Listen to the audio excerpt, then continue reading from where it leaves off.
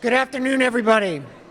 We're going to get started now. We have a quite full agenda, lots of great things to talk about today, and of course we do have lunch to get to too. So thank you so much for joining us for the 2025 Alumni and Faculty Scholarship Luncheon. This is my first time here. It's really my privilege as the new Dean of Case Western Reserve Law School to join you today. If you haven't met me, my name is Paul Rose. I started last summer at the beginning of July, and I'm really excited to be part of this terrific community. I've met many of you in this room. If I haven't met you yet, I look forward to meeting you all. This is a really exciting time for us. The university, of course, is celebrating its bicentennial. It's in 2026, but we kind of started a little bit early, and celebrations are already underway for that. There'll be lots of activities to look out for over the coming weeks and months.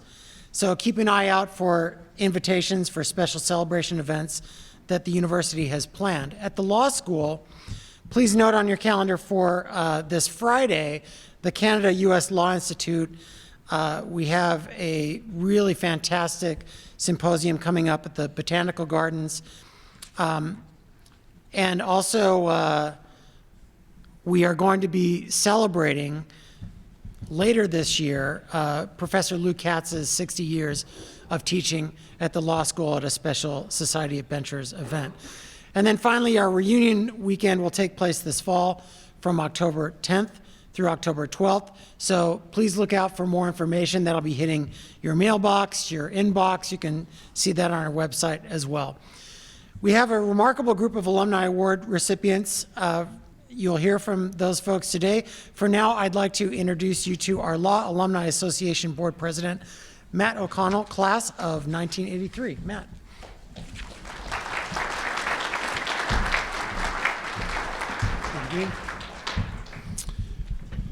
Thank you, Dean, and welcome. I've had the opportunity to work with Dean Rose over the past 7 or 8 months since his arrival, and I will tell you he's a breath of fresh air, and I hope you all get to meet him, or at least to get to greet him sometime today. Welcome to my fellow alumni, friends, professors, and current law students. On the screen, you'll see a list of our incredible supporters of the law school. We are truly grateful for the generosity of our patrons and partners in this room today. Your support not only makes this event possible, but also directly funds scholarships, empowering law students to pursue their career aspirations. Please join me in a round of applause for our generous partners.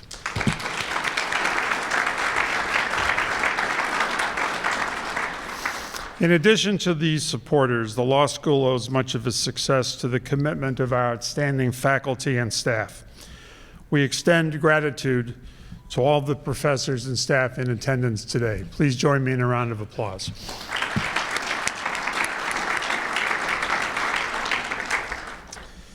The generous contributions from our alumni and friends plays a vital role in sustaining our law school and enabling us to offer a world-class education and professional prospects for our students. Last year, we raised over $1 million for the Law School Annual Fund. And a significant portion of those gifts came from many of you who are here today, and for that, we express our sincere gratitude. It's probably pretty severe too, I don't know. Your gift today makes even more of an impact as it will count as part of the university's Day of Giving. I humbly and respectfully ask you to take a few minutes during the lunch break to make a gift to support the School of Law and the annual fund today. Thank you again for your support. The Law Alumni Association Board actively contributes to student recruitment, mentoring, enhancing alumni engagement, and supporting the law school financially and publicly. If you know of someone you think should join the Law Alumni Association or the Law Alumni Board, please be sure to respond to the email that you will receive, magically how I know this, tomorrow. The board represents the Law Alumni Association and its 12,000 plus members, and this event serves as our annual meeting. I'd like to extend my gratitude to my fellow board members for their dedication to the law school. Current board members, please stand to be recognized.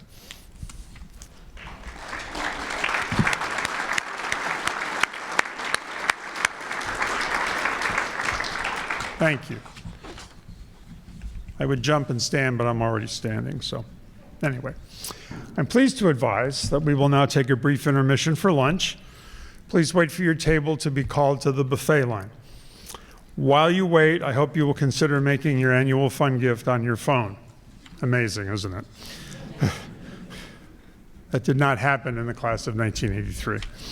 Luckily, the Alumni Relations and Development team has made it as easy as possible. With your lunch program on page 14, you will find a QR code that will take you directly to the law school's giving page. I encourage everyone to take a few minutes, make a gift today. On behalf of the school and the alumni board, it's great to see you all. I wish you a bon appetit, and we'll talk after the lunch hour. I should say hour, it's just a break.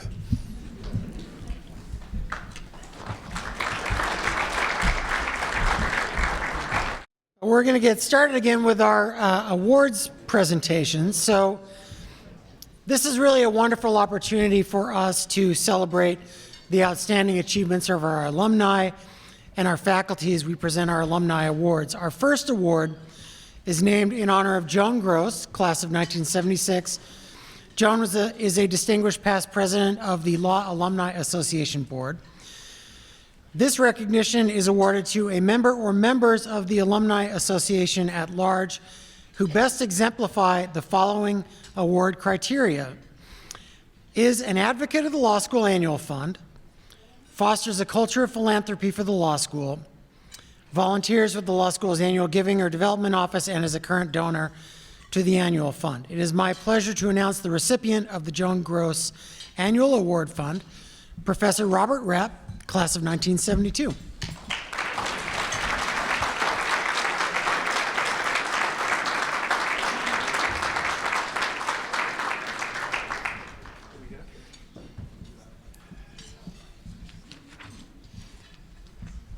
So as Professor Rapp joins me up here, let me just tell you, for those who don't know, most of you I'm sure do, he's of course not only a distinguished alumnus, but a visiting assistant professor and the Lewis C. Greenwood Lecturer in Residence at the law school, where he teaches courses on business and securities law. He's a retired partner at Calfee Halter Griswold, LLP, and he is a widely published scholar whose work has been cited by state and federal courts, including the U.S. Supreme Court. He is the author of Blue Sky Regulation and principal contributing author to several securities law treatises. Professor Rapp embodies the Joan Gross Annual Award Fund, the Joan Gross Annual Fund Award. He's been a loyal and generous supporter of the Law School Annual Fund for many years, and of course a beloved faculty member and colleague, and he is also a member of the Law School's Society of Benchers. So please join me in once again congratulating the 2025 Joan Gross Annual Fund Award recipient, Robert Rapp.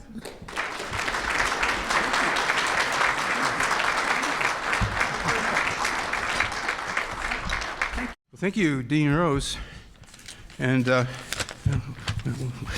as everyone would join me in saying welcome. It has been just a relatively short time that you've been with us, and it's so great to have you. I am absolutely honored to be recognized as one who carries on, I guess I would say, in support of our law school in the manner that is exemplified by Joan Gross.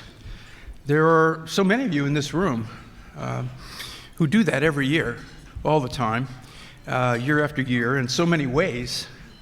And for me to be specially recognized today as one among you, all of you who contribute so much, well, that indeed is both a high and a humbling distinction for me, and I thank you that. I'm a proud alumnus of the law school who owes so much to the law school. I've enjoyed success and professional attainments that, really importantly, that includes today the incredible opportunity that I have every day to come to work at the law school, in the classroom, as part of our faculty, and to instill, I fervently hope, a sense of pride of one who is himself a product of our law school to our students, who will go on to bring on to themselves and to us great honor and distinction, and who will join us at future events like this, and remain constantly committed in support of our programs and the continued success and respect and recognition of our law school. So thank you again for this particular personal recognition, and to the alumni, the Law Alumni Association, for thinking of me as worthy as a recipient of the Joan Gross Award. I'm grateful, as I say again, and I pledge to all of you my own enduring commitment in support of the law school in whatever way I can. Will you all please join me in that commitment as well? Thank you.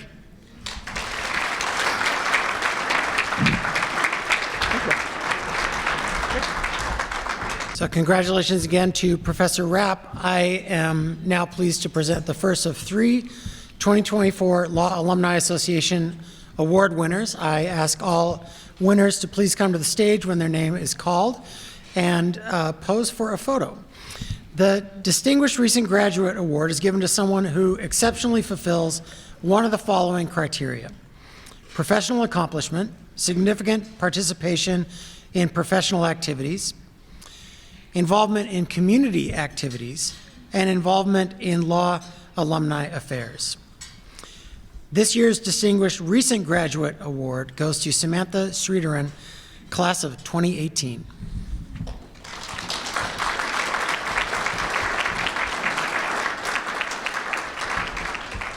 So I'm proud to call Samantha one of our alums.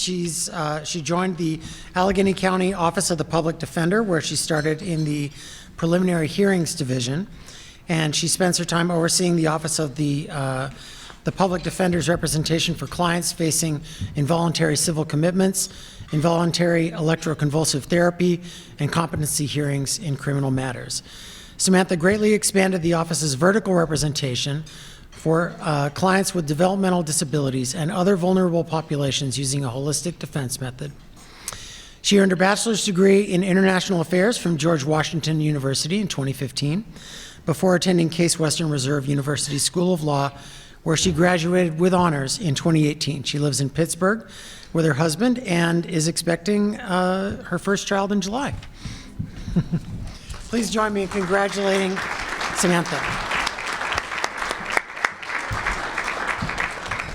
Good afternoon.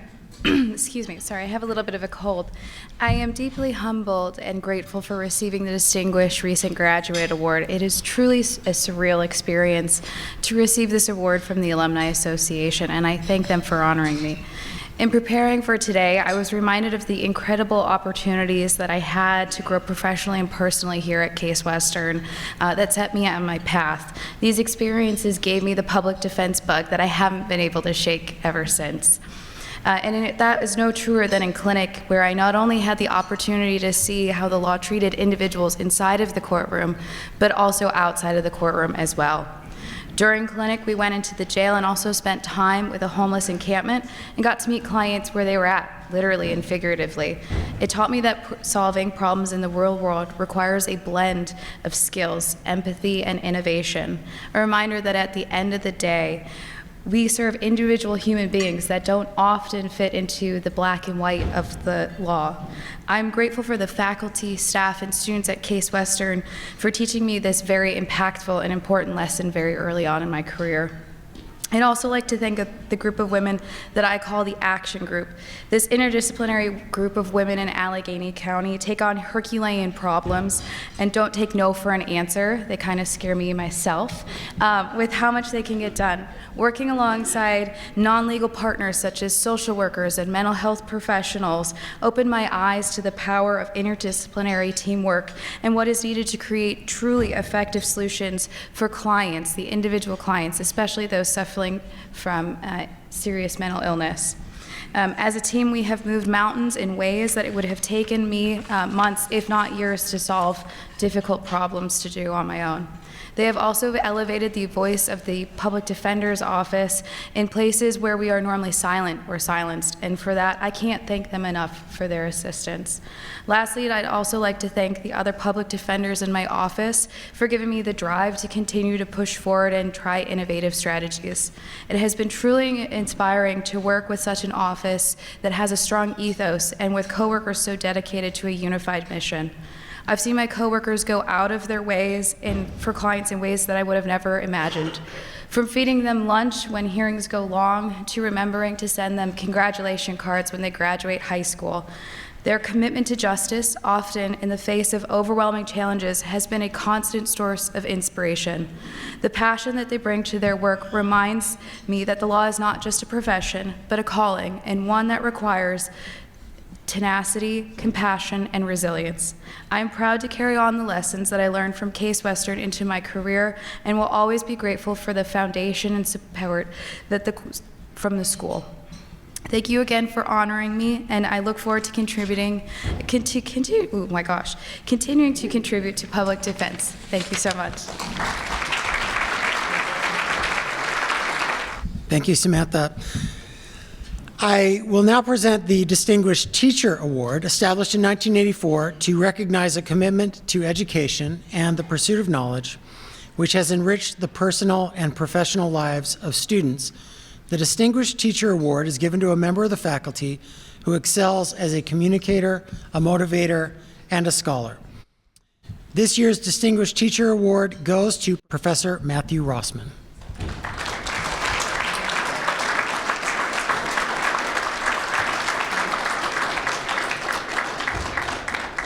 Professor Rossman joined Case Western Reserve's law faculty in 2004 and leads the Community Development Clinic, where third-year law students provide corporate and transactional legal services to nonprofits and sustainable businesses in Cleveland. He also co-teaches the Urban Development Lab, which researches and develops policy solutions for urban revitalization, including gentrification, economic development incentives, and office-to-residential conversions.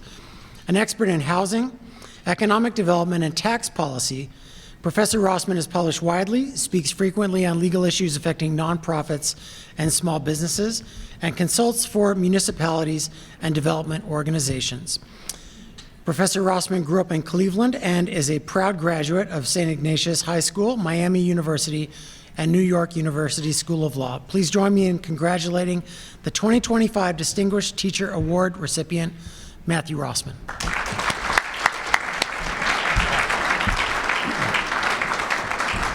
Good afternoon, everyone, and thanks so much for this recognition. It means quite a bit to me that it's coming from the Alumni Association. As any of you in the legal field may know, clinical teaching, experiential education really allows faculty members to develop a particularly close relationship and bond with their students.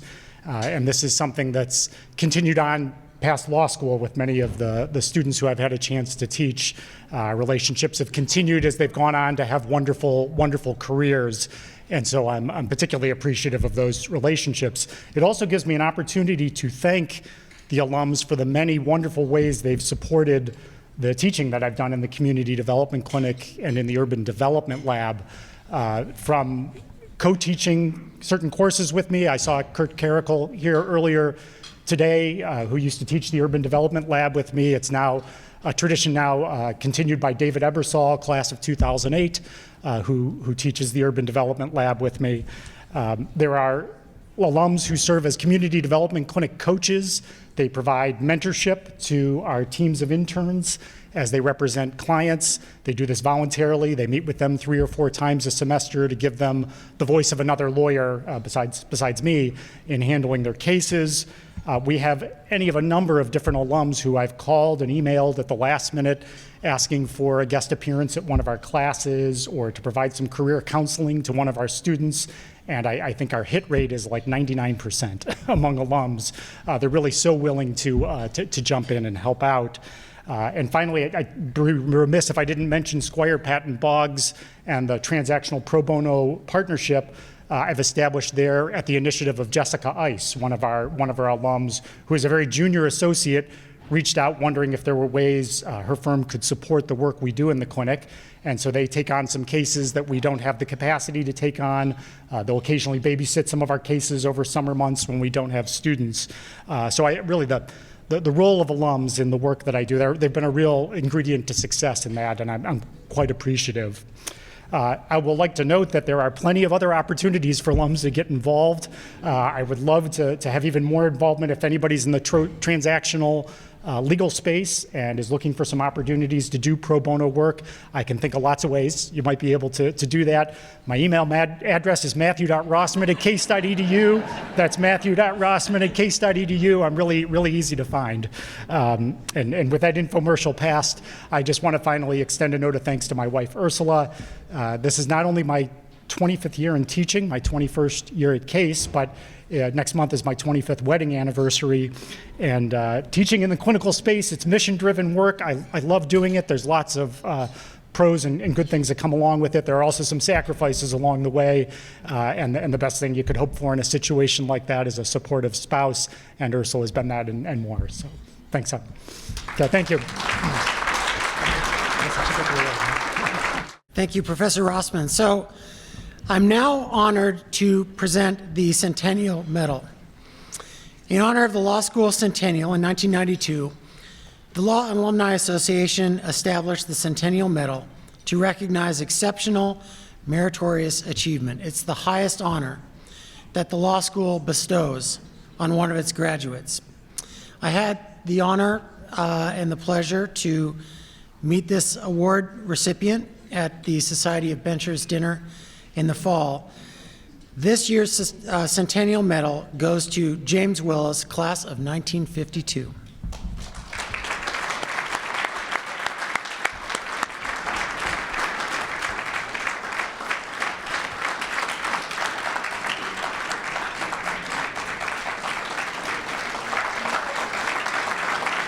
So before Jim shares his remarks, let me just tell you, James R. Willis is a member of the Ohio Bar and a nationally recognized expert in constitutional law. A Montford Point Marine who served in the U.S. Marine Corps from 1944 to 1946. He went on to earn a business degree from West Virginia State College and a law degree from Case Western Reserve University in 1952. Throughout his distinguished career, he focused on criminal law, arguing landmark cases before the U.S. Supreme Court, including Beck v. Ohio and Doyle and Wood v. Ohio. Willis was the first African-American president of the National Association of Criminal Defense Lawyers and received its Lifetime Achievement Award. Consistently recognized as a top attorney, he has contributed to over 500 published legal opinions. We are all proud to call Mr. Willis an alumnus of the School of Law, and I'm pleased to present the Centennial Medal to him today.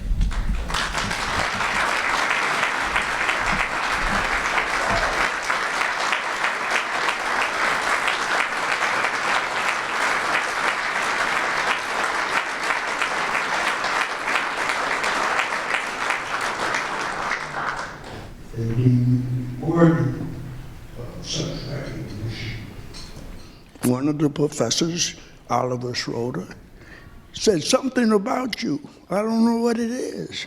He said, I'm going to be pushing you. I said, push as hard as you want, but just don't push me down.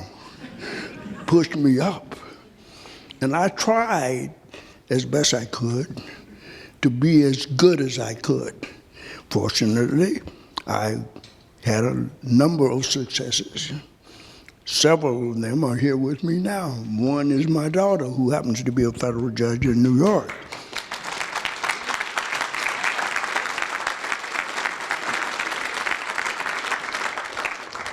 One is my grandson.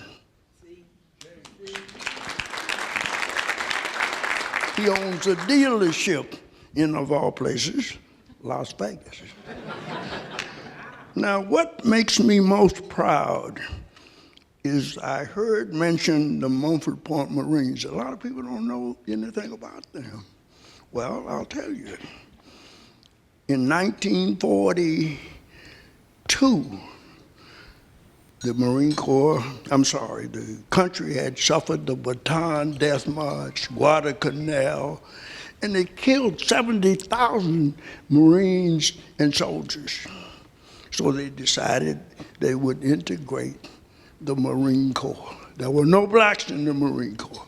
They let in 4,500 of us before the war ended in 1945.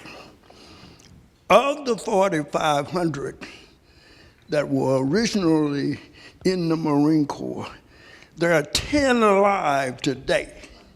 I'm one of them. All you have to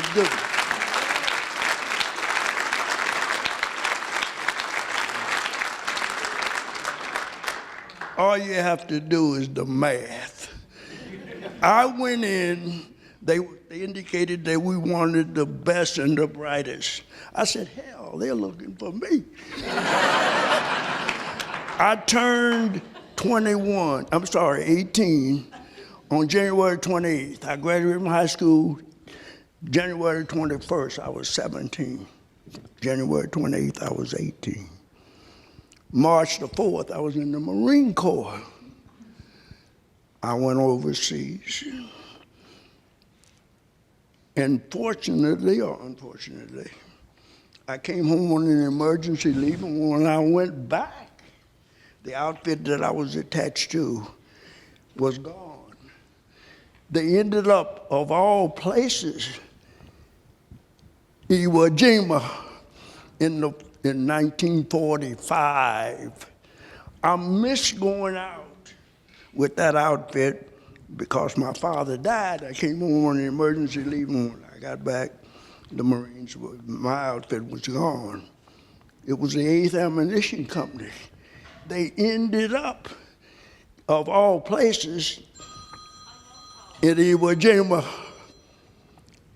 And fortunately for me, some of them are still over there, but I made it back.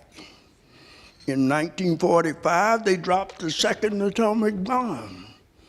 45 days later, I was in Japan at Sasebo. 45 days after they dropped the bomb at Nagasaki. My mother always said, that outfit that you went out with, if you had not come home for your father's funeral, you might have died. The 8th Ammunition Company I was a part of, but they ended up at Iwo Jima, and some of them died. I was in an outfit where they trained people. They told us, you're going to go on these islands, and incidentally, they don't have any prisons on the island, so that means that if you get captured, you're going to get killed. He said, but incidentally, we don't take any prisoners either. So that just lets you know why I'm so proud of this medal. This is the first time I've worn it. This is called the Congressional Gold Medal. They had given the medal to the Tuskegee Airmen, the Buffalo Soldiers, 322nd Regimental Combat Team, which was made up of all Japanese. And a congresswoman from Florida said, what about the Mumford Marines? So they gave us this about 10, 12 years ago. So I'm proud of the Western Reserve. I'm certainly proud of this medal that I'm wearing for the first time in my life. The second time, the first time was the day they gave it to me. The next time that I wear it, I'll probably be in a coffin. I told them, you take it off of me, don't bury it with me. But in any sense of the word, I'm grateful for the honor that has been given to me by my university. And I'm certainly thankful to the organization for having me here today. Thank you all.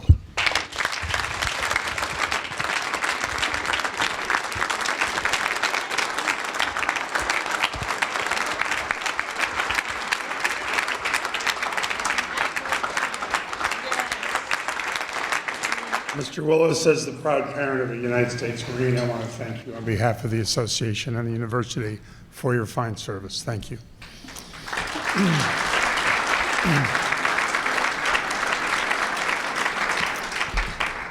excuse me. Congratulations to all of today's highly deserving award recipients. The achievements of our alumni population are truly remarkable.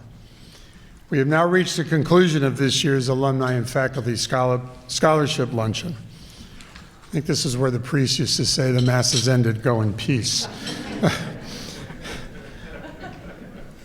You can see that, at least I listened to part of it, okay? You can see that we have a lot to celebrate at Case Western Reserve Law School, and we hope to see some of you, all of you, at the other alumni events throughout the year. On behalf of the Law Alumni Association and the law school itself, thank you for being here with us today. It's good to see you all. Good afternoon, and we'll see you next year.